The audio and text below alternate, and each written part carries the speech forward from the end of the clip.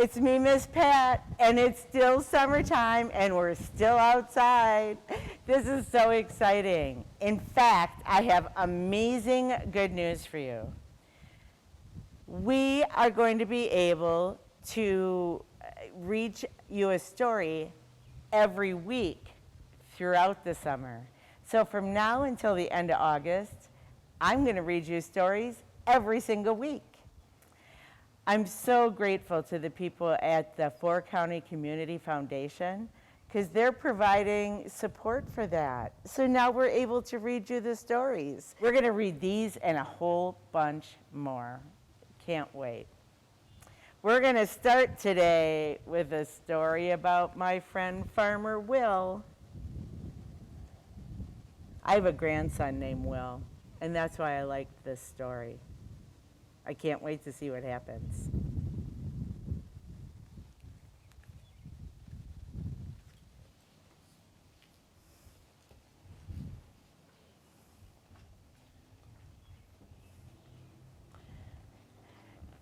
This story, Farmer Will, is written by Jane Cohen Fletcher. She wrote the words and drew the pictures. She's very talented. Will loves farm animals. This must be Will.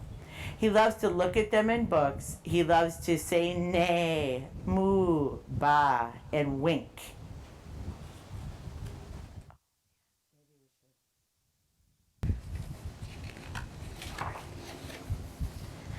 Will has a special farmer's hat and his own little horse, cow, sheep, and pig. He calls his horse Orse, his cow Dow, his sheep Ba, and his pig Wink Wink. Will's family calls him Farmer Will. Farmer Will is a good little farmer. Every morning he rounds up Orse, Dow, Ba, and Wink Wink and takes them outside. I can see him going out the door.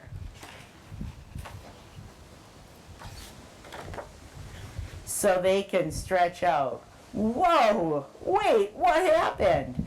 These are not little toy animals anymore. These are full-grown animals. I bet he's pretending.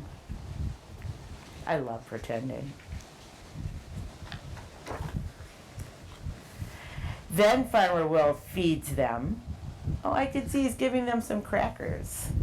And he waters them. He gives them a drink from the hose, it looks like. And asks them, do you want to play? The horse says, neigh. The cow says, moo. The sheep says, ba. The pig says, wink. And Will says, yahoo. So they play hide and seek. Hey, wait a minute, I can see them. This is the pig's tail. Do you see the sheep? There's the sheep. He's hiding behind the tree. I can see his ears.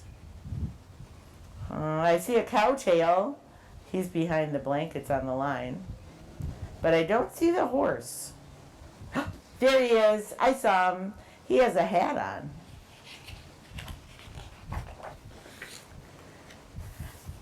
And they play catch me if you can. And Will says, wee. The horse says, neigh. The cow says, moo. The sheep says, ba. And the pig says, wink. Sometimes they play stomp in the mud. They look happy, don't they? And then they run through the sprinkler. And they always play ring around the rosy until they all... What do you think they're going to do? Ring around the rosy. They all fall down. When they are all played out and very, very tired, Farmer Will gathers up his animals and carries them back inside. Oh, he put them back in his hat. I can see. So they can take a rest with the happiest little farmer in the whole wide world. Oh, look, the animals are taking a rest too. The end. Oh, that was a great book about Farmer Will and his hat and his animals.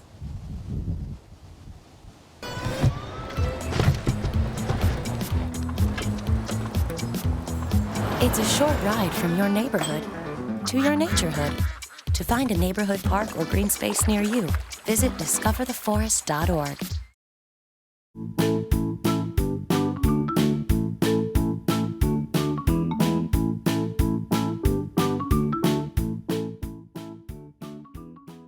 I love that story about Farmer Will and his animals. He sure did have fun. Hey, you know, I have some other books about animals. I am going to choose this one. It's the funniest title to a book. It's called Tickle, Tickle, Itch, Twitch. Hey, there was a lot of rhymes in that title. I can't wait to see what happens.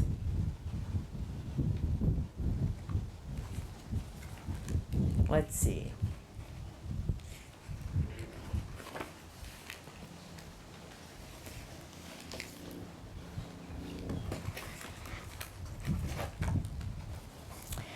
Tickle, tickle, itch, twitch. Oh, Julie Olson wrote the words and drew the pictures.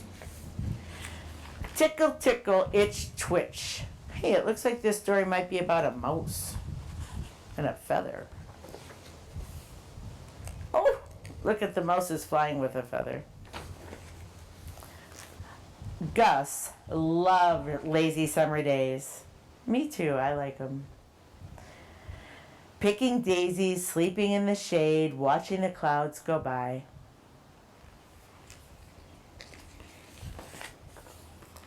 But one afternoon, tickle, tickle, itch, twitch.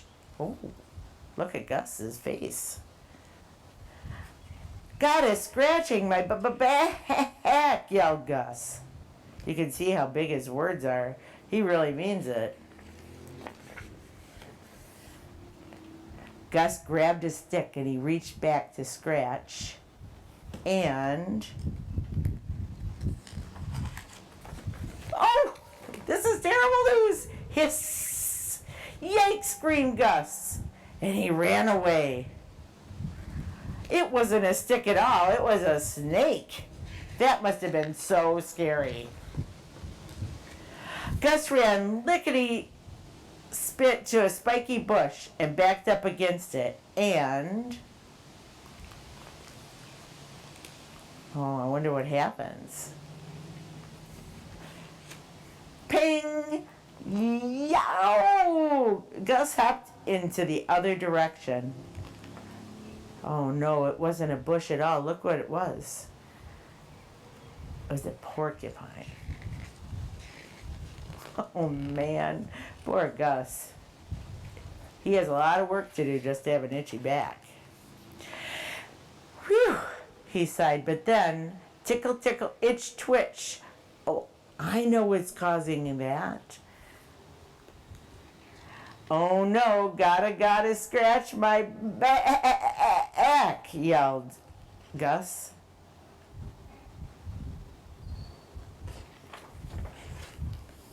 Gus spotted a log and wiggled on top of it. Whew. And, oh, I'm kind of worried about what's going to happen. Snap! It wasn't a log at all. Gus rolled off and fell into the river. It was not a log, it was this. An alligator.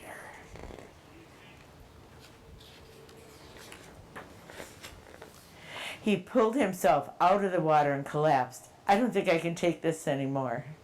And then there it was again. Tickle, tickle, itch, twitch.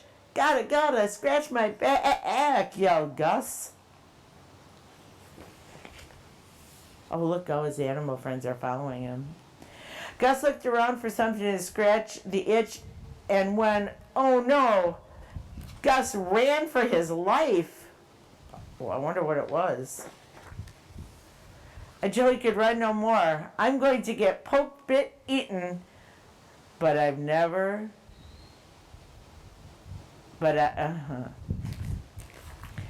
until he could run no more. I'm going to get poked, bit, and eaten, but I've gotta scratch my back. Oh, that feels good. Look at everybody scratching his back for him. And look at the mouse is kind of giggling. The end. That was a crazy story about a mouse and a hedgehog or a squirrel. I can't believe that everybody helped him scratch his back.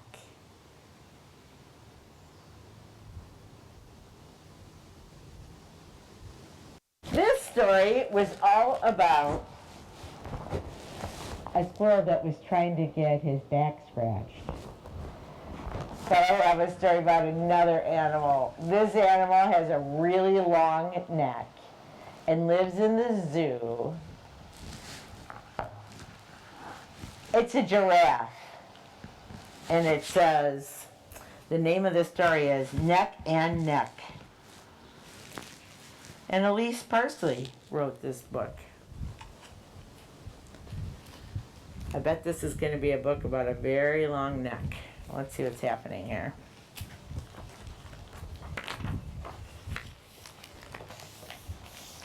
Neck and Neck. Life at the zoo was glorious for Leopold. Every day, kids laughed and cheered, and the snacks, oh, there were delicious snacks. This morning began with the usual squeals of admiration. That means that the kids really liked them. It says, oh boy, the tallest animal in the world. I bet he can see all the way to my house, the little boy said. I just love this guy. At that, Leopold sighed and turned.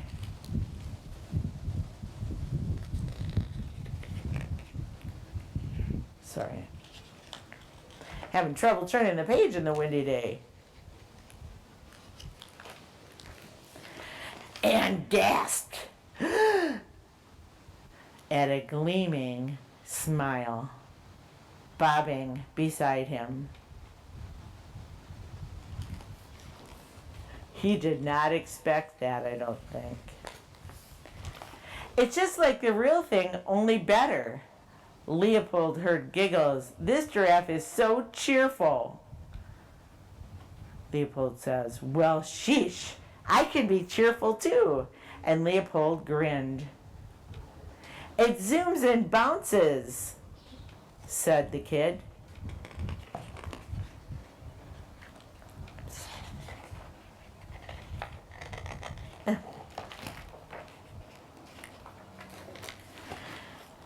I zoom, I bounce, thought Leopold. I'm flexible. It's flexible, said the kid. It smells fresh. Oh, Leopold's smelling himself. It's a sniff, sniff.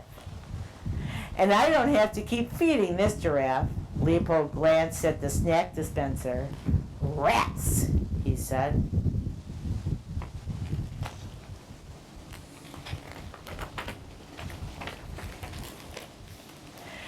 He huffed off to his favorite tree for some alone time. Well, see if I care about you and that grinning goofus, he said. Up in a prickly acacia tree, Leopold sniffed and sulked and said, ouch. But he was struck by an idea. He chomped off a branch. I think I know why he said ouch. It looks like a stick got him in the neck. He chomped off the branch. Charge! Oh, look, he has a branch. And there's a pointed stick and a balloon. Oh, man, I wonder what's going to happen. These are the biggest words I ever saw in a book. It says, blam, blam. I think I know what happened. And now that I have your full and undivided attention, bring on the laughter, the cheers, and a fistful of snacks. Huh? And the little boy walked away. Leopold pondered where he had gone wrong. He couldn't figure out, pondering means that he couldn't figure out why everybody left. Ah! The kid hooted. Look at all those balloons.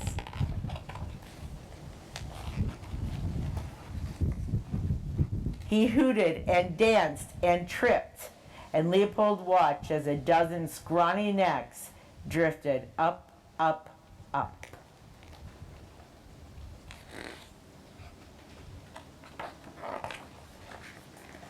He's trying to think. He's saying to save or not to save. Do you think he should save the balloons for the kid? I wonder what Leopold's gonna do.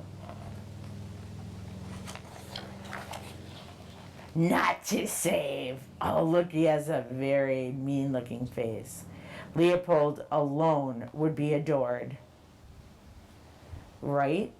But look at the little boy. Something's happening. He's saying, wah. Leopold stomped back to his tree. Honestly, those shiny arrowheads have ruined everything. Next you know, they'll be taking over my habitat. A habitat is where animals live. Oh, I wonder what he's thinking. He's up in the tree and so are the balloons. What do you think he's going to do? Think he's going to save them and take them back to the kid?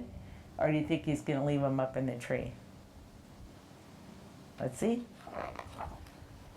Leopold groaned and sighed and stretched. He cleared his throat. Fine, I'll give in. I just can't compete. Oh, he saved them after all. The kid jumped up.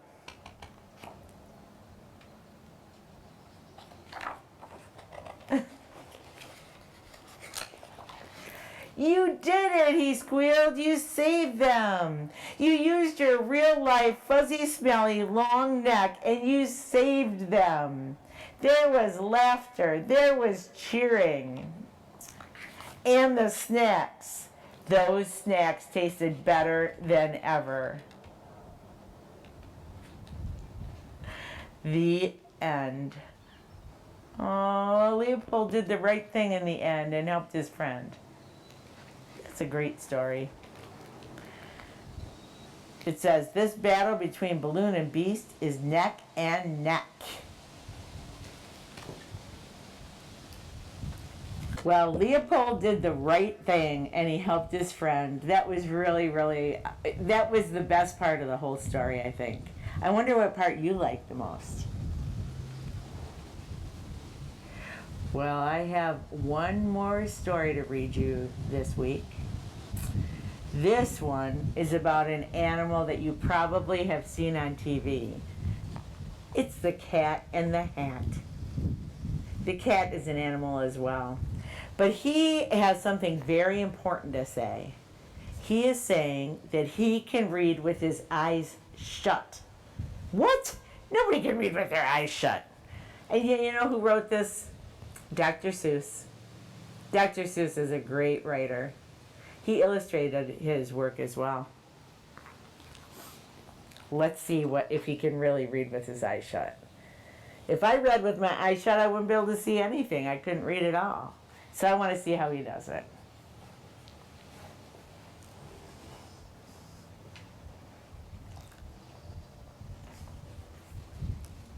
Let's see how he does this. I can read with my eyes shut.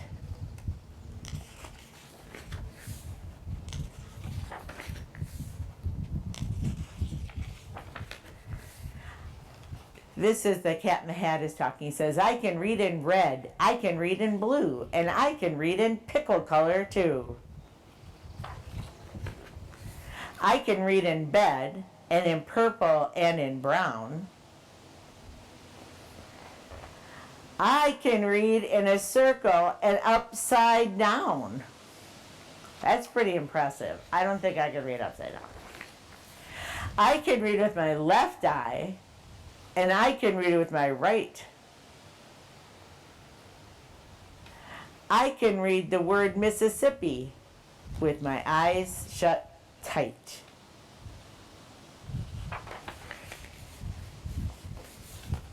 Mississippi, Indianapolis, and hallelujah too. I can read them with my eyes shut. Mississippi, Indianapolis, and hallelujah too.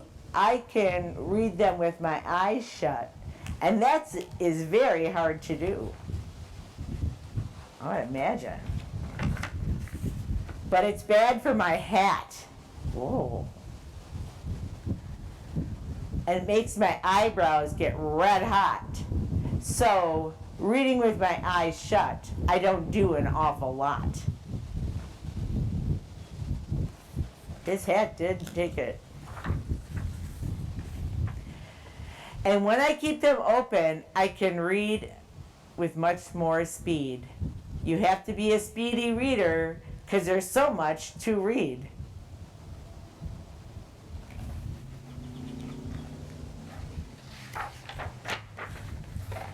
You can read about trees and bees and knees on trees and bees on threes. That is a knee on a tree, isn't it? You can read about anchors and all about ants. And you can read about ankles, that's his ankle, and crocodile pants.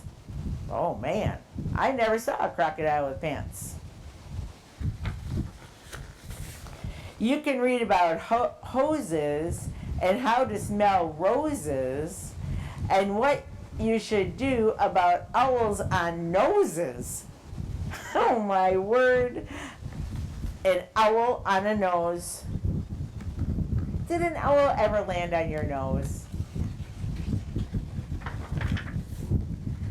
Young cat, if you keep your eyes open enough, oh, the stuff you will learn, the most wonderful stuff. You'll learn about fish bones and wishbones. You'll learn about trombones, too. You'll learn about Jake the pillow snake and all about Foo-Foo the snoo. You can learn about ice, you can learn about mice, mice on ice, and ice on mice. That's a lot of mice on that page. You can learn about the price of ice. This sign says, nice ice for sale, 10 cents a pail. Oh, they have ice cubes, I see them. You can learn about sad, and you can learn about glad and mad. There are so many things you can learn about, but you'll miss the best things if you keep your eyes shut.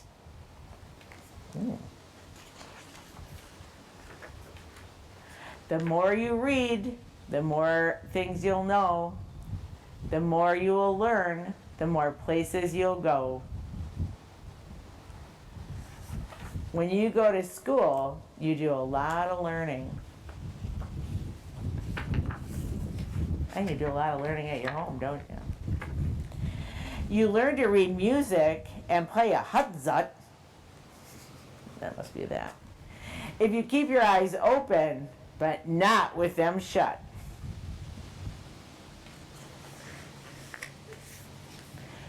If you read with your eyes shut, you're likely to find the place you're going is far, far behind.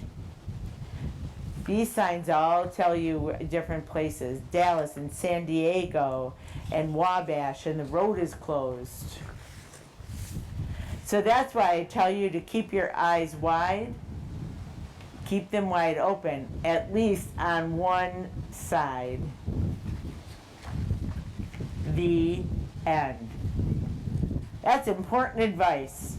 Never read with your eyes shut, because you'll miss all the great words and letters on the page. Thanks so much for coming today to read me a story. I'm so glad you could be here. We're here at the Seymour Lake Park, and it is a beautiful, beautiful summer day. And I'm so grateful to the people at the 4 County Community Foundation for providing the books and some of the other items that we need to read. Thanks again. I'll see you next week. Can't wait.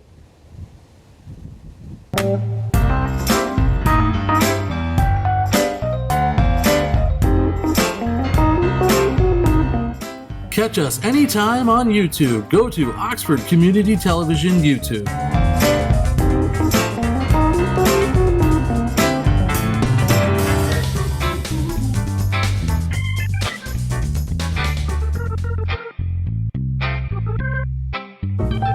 We here at OCTV cover the local events and government meetings of Oxford, Addison, and Leonard.